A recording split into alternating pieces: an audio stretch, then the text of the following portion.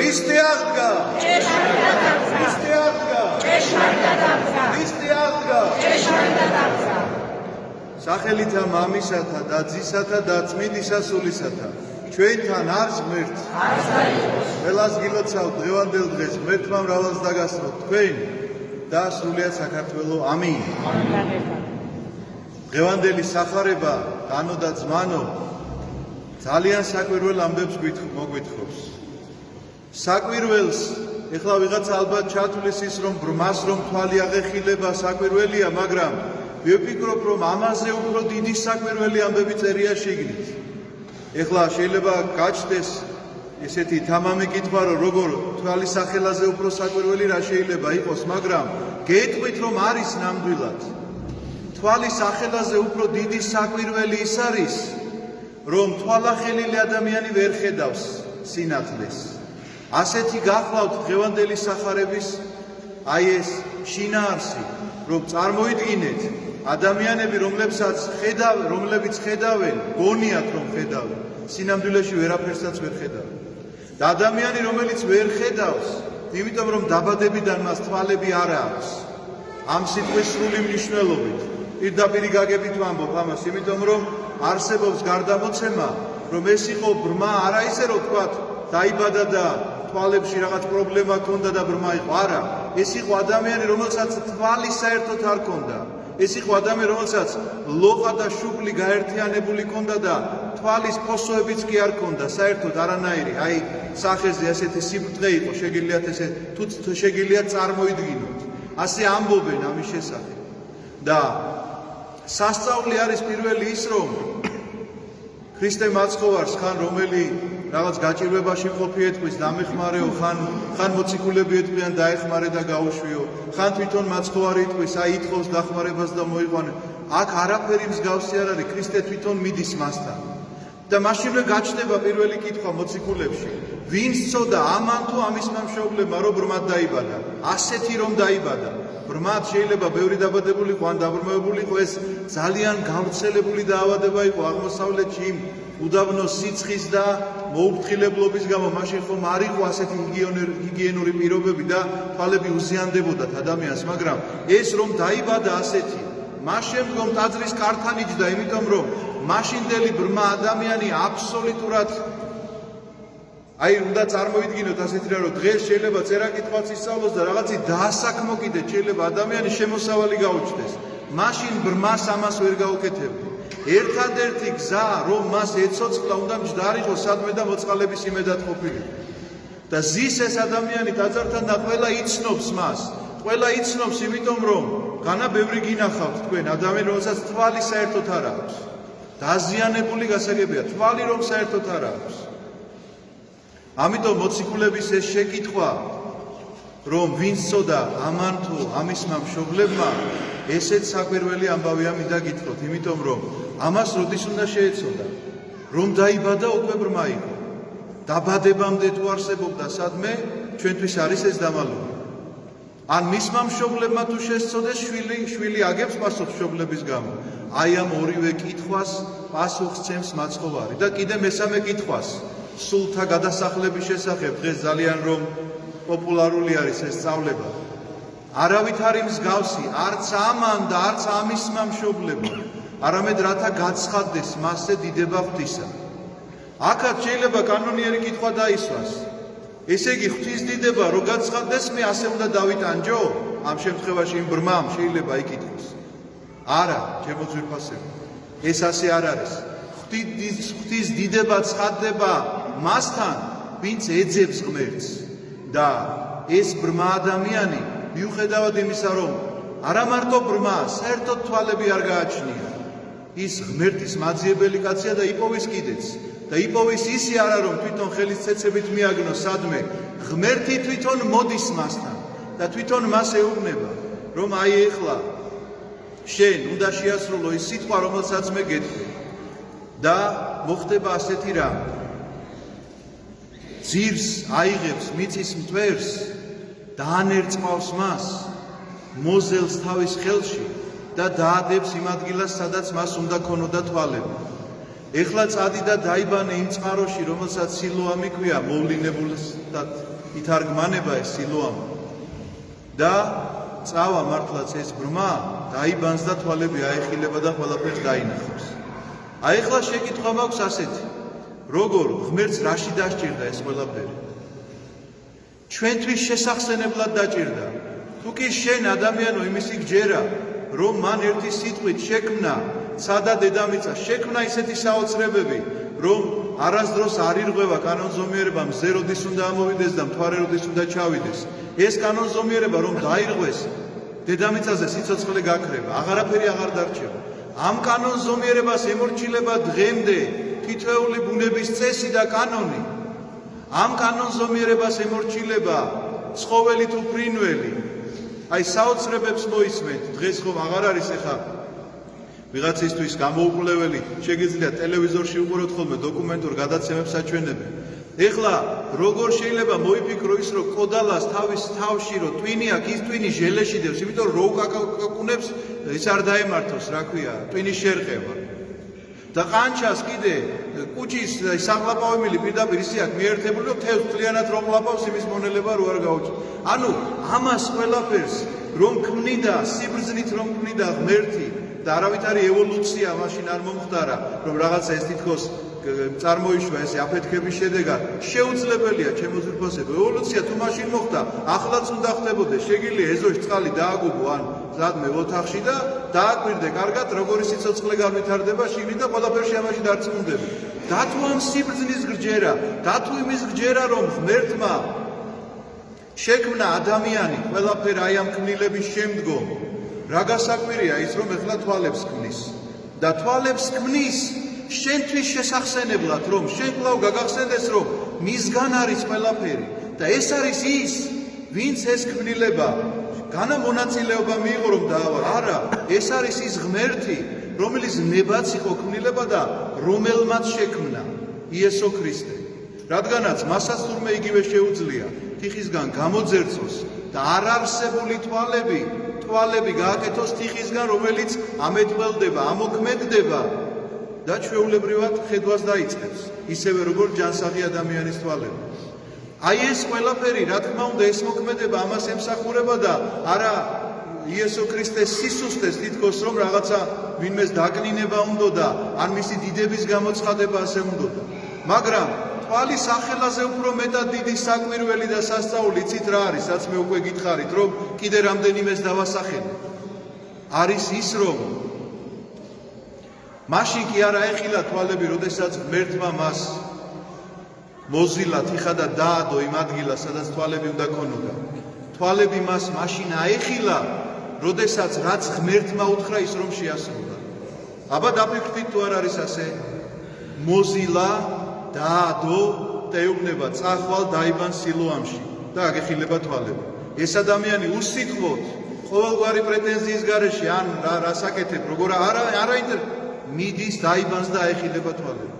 ანუ ღმერთის სიტყვის შესრულება არის სწორედ ის ყურნება, ღმერთის სიტყვის შესრულება არის სწორედ ის მორწმუნეობა და არა ისა, რომ ღმერთი გწამს. ღმერთი რომ არსებობს, ამისი დადასტურება უამრავი შეიძლება მოიყვანო. ამისი დადასტურება ჩვენ სულში არსებობს, სინდისი როცა გელაპარაკება. ღმერთი რომ არსებობს, ეშმაკსაც წამს, მაგრამ გჯერა თუ არა იმისა, რასაც ის გეუბნება, აი ეს არის სწორედ სიბრმავესა და თვალხილულობას შორის განსხვავება. ეუბნება, წადი დაიბანე, მიდის და დაიბანს და აეხილება. ასე დგება შედეგი. ეს არის უფრო მეტად საკვირველი, ვიდრე ის, რომ მან თვალები აუხილა, იმიტომ რომ ეს საკვირველი სამყარო თუ შექმნა, რა გასაკვირია, რომ ერთ ადამიანს თვალები აუხილოს.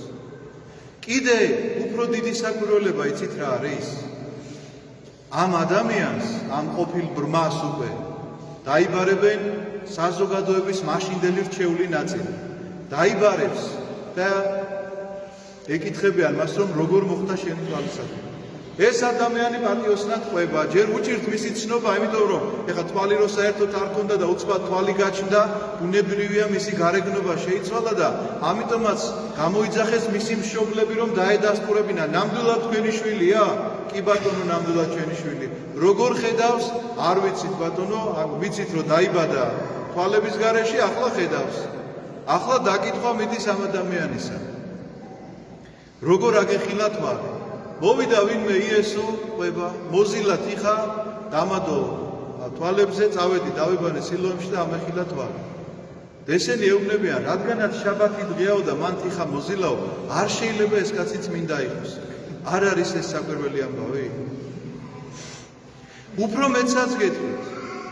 ეს ადამიანი რო ეუბნება, რომ ეს შეეული საზოგადოებით იტყვის, რომ რახან შაბათს არ ღვევს ის ცოდვილიაო, ეს ადამიანი ეუბნება, რომ ცოდვილი თუ არ ვიციო, მაგრამ მე თვალები ამეხილაო და ერთი ვიცი, რომ ცოდვილისას ღმერთი არ ისმენს. და ამან რაც თქვა ისე მოხდა, ესე იგი ღმერთი მისას ისმენსო. მან ჯერ კიდევ არ იცის, ვინ არის იესო ქრისტე. და ეს რჩეული საზოგადოება მას ეტყვის ასეთ სიტყვებს, რომ შენო ცოდვასა შინაშობილი ხარ, ანუ ცოდვაში დაბადებული ხარ და ცოდვილი ხარო და ჩვენ აქო მორალს გვიკითხავ და გვასწავლიო. და რას იზამენ? განკვეთავენ ამ რჩეული საზოგადოებისგან. გამოაგდებენ გარეთ. კიდევ ერთი შეკითხვა ჩდება აქ ძალიან კანონიერი, რომ რისთვის განკვეთეს? თვალები რომ აეხილა ამისთვის? მეტი რა დააშავა, აბა, ვინმე შეიძლება თქვას, რა დააშავა ამ კაცმა იმის გარდა, რომ თვალები აეხილა. ამბავი მოყვა უბრალოდ როგორ აეხილა.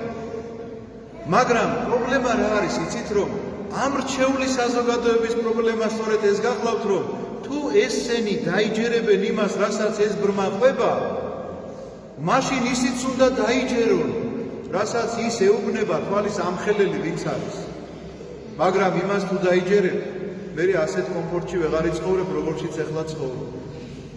ამიტომაც არავის არ სურს მისი მოსმენა.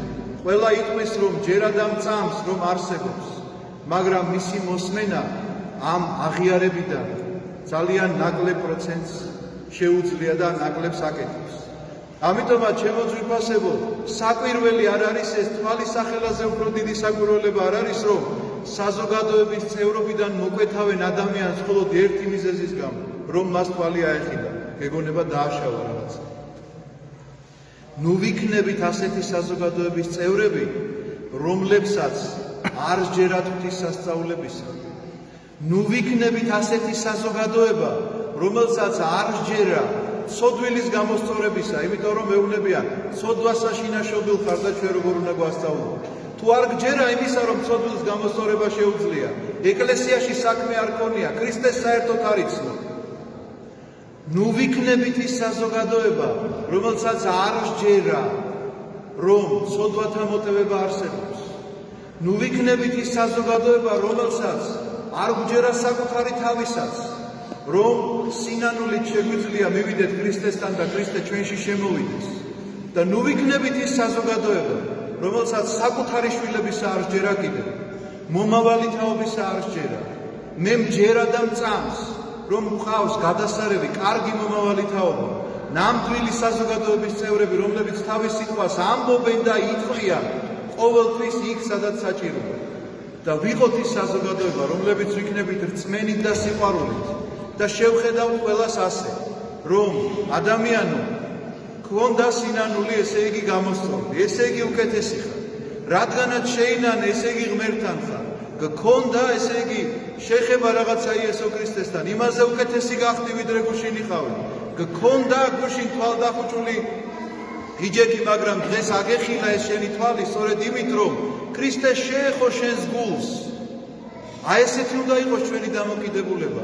ასეთი უნდა იყოს ქრისტიანის დამოკიდებულება ყველა სხვის მიმართ. და არა ის, რომ ის ეხლა გუშინ ცოდვილი იყო და დღეს როგორ უნდა მასწავლოს ჭკუა. იმას ეხლა არაფერი არ ეშველება, იმიტომ რომ წასულია იმის საქმე. ამას ქვია უიმედობა. ამას ქვია უფრო მეტიც, უიმედობასთან ერთად უღმერთობა. და ღმერთთან ყოფობას ყოველთვის ახლავს სიხარული. და ღმერთთან ყოფობას ყოველთვის ახლავს სიყვარული და შეწყნარება ნებისმიერი ადამიანისა, რომელსაც სურვილი გაუჩნდება, რომ გადმოდგას ნაბიჯი შენსკენ, ეკლესიისკენ, ქრისტესკენ და შენ ყოველივე ამისთვის უნდა იყოს სიხარულით, სავსე გულით და ხელგაშლილი იგებებოდე თითოეულ ასეთ ადამიანს. ასეთი გახლავთ დღევანდელი სახარების ბევრი საკვირველი ამბავი, რომელიც ჩამოგითვალეთ არაერთ, არა მარტო თვარის ახლა, არამედ ის მიმღეობა, ის შემწყნარებლობა, იმ საზოგადოების წევრობა, რაზეც გელაპარაკებოდით, რომ საკვირველია ნამდვილად არ უნდა მსჯელობდეს ასე საზოგადოება. ასეთი გახლავთ დღევანდელი სახარების შინაარსი და არ იკითხება ეს სახარება შემთხვევით. ამ კვირაში წაკითხულ ამ სახარებას, იცით რა ქვია კვირას თვითონ? ბრმის კვირა, რაც იმას ნიშნავს, რომ მთელი კვირა ეს სახარება უნდა გახსოვდეს. და ხელმძღვანელობდე რით იცით? ველოდებით ახლა ჩვენ დიდ დღესასწაულს ამაღლებისას და გვინდა რომ დავინახოთ ქრისტე? თუ გინდა რომ დაინახო, ჯერ უნდა მოусმინო და შეასრულო ის, რასაც გეუბნება. ამის შემდგომ მოხდება მისი დანახვა, როგორც ეს სახარება დასრულდა დღეს. გამოდის განკვეთილი ეს ადამიანი საზოგადოებიდან და შეხვდება მას ქრისტე და ეუბნება, შენ გწამს ზეგვთისა. ვინ არის იგი რომ ვიწამ? და ეუბნება, რომელიც შენ გესმა, ანუ გაიგონე, იმიტომ რომ ვერ ხედავ. რომელმაც შენ თვალი აგიხილა და რომელიც შენ ეხლა გელაპარაკებ. და დაიჩოქებს ეს ადამიანი თაყვანისცემს მას და ეთქვის რომ წამს. აი ასეთია, თუ ასეთია მდგომარეობა ჩვენი სახარებისეული დღევანდელი საკითხავიდან გამომდინარე, რომ გინდა დაინახო ქრისტე, გინდა იხილო მისი ამაღლება, გინდა რომ ამაღლების სრული გაცნობიერება მოხდეს შენში, მაშინ ჩემო კარგო, მოსმენილი უნდა შეასრულო. მოусმინო ისე კი არა რომ ეხლა რაღაცას ამბობენ და მერე შენთვის თქვა რომ რაღაცა მოსმენილი გაქვს, არა. მოსმენით არის რწმენა, ეს პავლე მოციქულის სიტყვებია. და მოსმენით არის რწმენა, ის რწმენა, რომელიც გაასრულებს აი ამ მოსმენილს. იმიტომ რომ მოსმენილს თუ კი შეასრულებ, იქ წერია რომ არ უნდა იმრუშო, არ უნდა იპარო, არ აცილის წამო, არ უნდა გშურდეს და ასე შემდგომ. ეს ყველაფერი მოსმენით არის, მაგრამ როდესაც ამას ასრულებ, ამის შემდგომ არის თვალის ახლა, სადაც შესაძლებელია იხილო ქრისტე და სადაც შესაძლებელია ამაღლდე მასთან ერთად, ისევე როგორც ის ამაღლდა და ყველა ადამიანისთვის გაამზადა ადგილი მარჯვენით მამისა. ამინ.